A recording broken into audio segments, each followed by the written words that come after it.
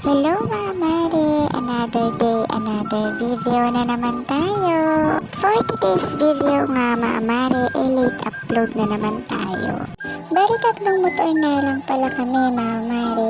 At ayan, may kasama kaming 2 bata.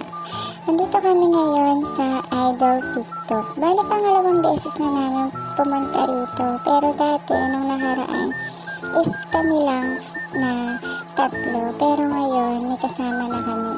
3 motor na kami. Talaga namang masarap bumalik dito dahil bukod sa walang entrance fee, talagang maganda yung mga makikita mo dito.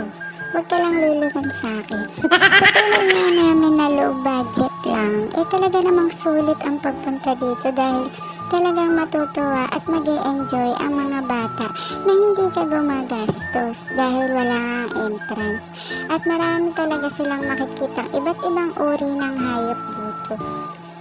Napakalaking bagay talaga sa aming mga magulang ang may mga ganitong pasyalan na hindi na kailangan ng maraming pera para lang maipasyal ang mga anak. Sa ganitong paraan nga mga mare, kahit na hindi tayo pumupunta sa mga mamahaling pasyalan, naipaparamdam pa rin natin na may oras tayo sa ating mga anak.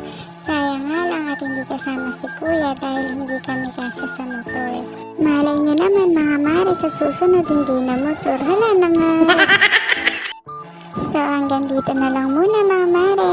Thank you for watching.